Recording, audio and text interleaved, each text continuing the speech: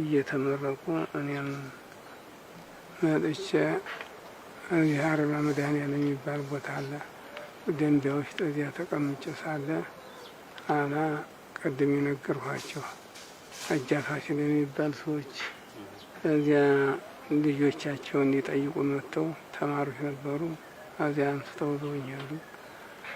እዚያ 1 አመት ተቀምጬ 40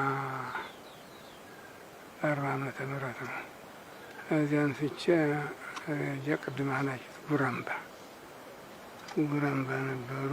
አለቃ ፈጠነ የሚባሉ የድጓ መምህር ነበሩ። እነዚያ ቦታውን እዚያ ሰጡና እዚያ ሰርተን እዚያው በዛቸው አካባቢ 1-3 አመት አስተማሩኝ።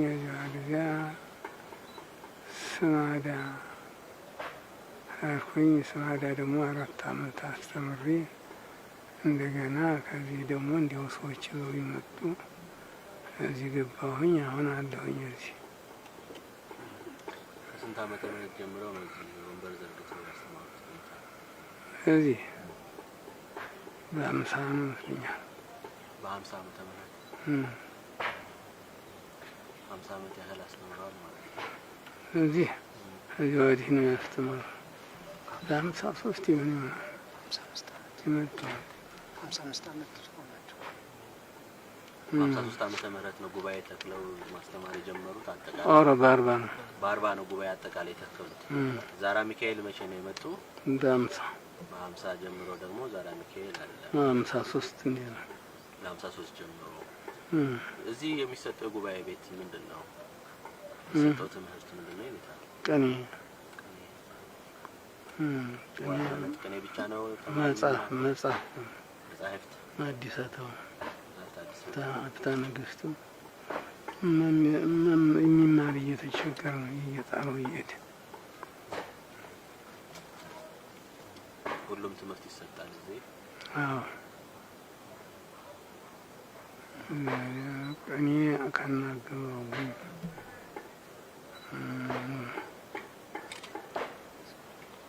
እርባቅምር ከነ የተባሉ የቶች አባቶች የነን ታቦሮች የሚባሉ ነበሩ።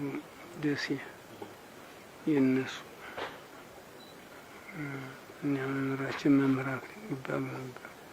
እሳቸው ነው ይዘው መጡ። እስቲ የኔታ የልጅነት ጊዜው የሚመስለውን ነግረውናል። እስቲ እዚህ ዛራ ሚካኤል እንደመተን ታሪኩን ለመዘገብ ስናስብ አባታችን ስሞትንና የወላጆቹን ስም አላስተዋወቁንም። ቅድም ወንድማችን ጠይቆ ነበርና ስሞትንና የወላጆቹን ስም ምን ያደርግላችሁ? ወላጆች አፍይተው ሄደዋል። እንግዲህ እንዲያው ለማወቅ ያክል ታውቅ ወላይታው ምን ያደርግላችኋል? እንኳን ለእናንተ ለኔ ምን አደረጉልኝ?